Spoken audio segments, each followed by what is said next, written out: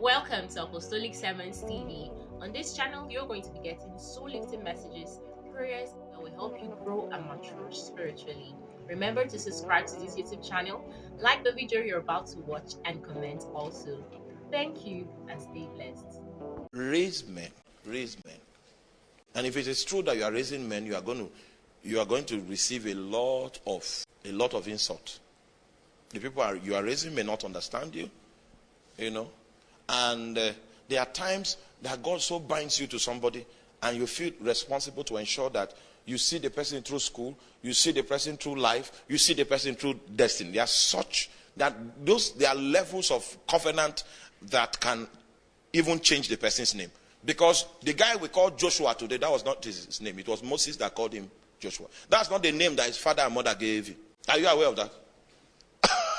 That's not the name that his father and mother is in discipleship. Moses looked at him under the unction and said, "You are Joshua." And we know him as Joshua. The name his father gave him expired that day. Because in raising men, they take a part of you, the part of your life, a part of your spirit is bequeathed to them. It's not something that you can do carnally. It's not something you can do because you want a name. The burden in raising men will take away the glory away. If you don't have a call to raise men like that, you will quit. So those apostles actually gave their lives to see that men are raised. And because it is very difficult, it will take a heart of covenant to see that men are raised.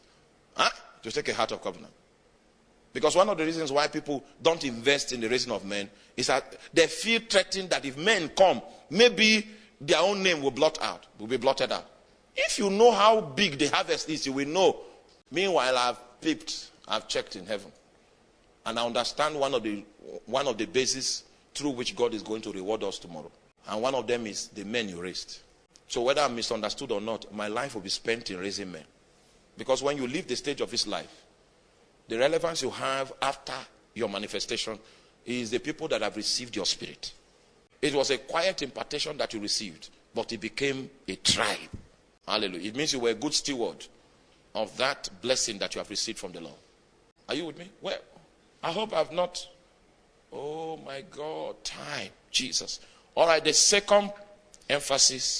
first emphasis of the apostolic model is that there was a commitment to raising men, not members. Second emphasis of the apostolic model, 1 Timothy chapter 4, verse 13 to 16. They had a do-it-yourself approach. Now, there is a way they preached.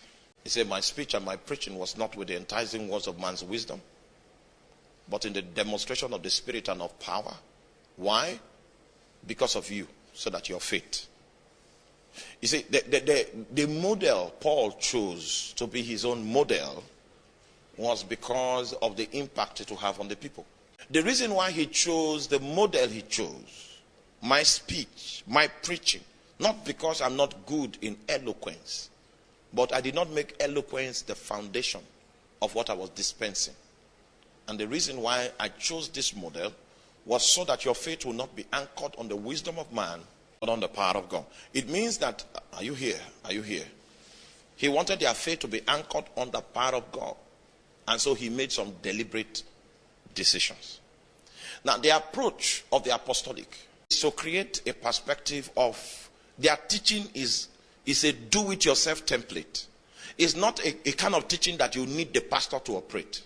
If it is true that you have received the apostolic message, you can actually begin to practice it in your crucible, in your cocoon, in your privacy, and you'll get the results that it speaks about. It's a do-it-yourself approach. I was in a service one day, many years ago, when the pastor was trying to manipulate the congregation, and he said, "Make sure you don't travel. You must be part of this conference." So what you are doing now, you need the pastor to be part of everything that you are doing.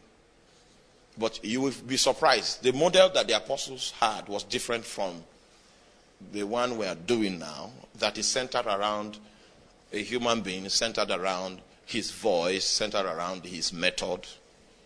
Because God can call you to do something different from what your pastor is doing. Our commitment to cloning is not exactly what covering is.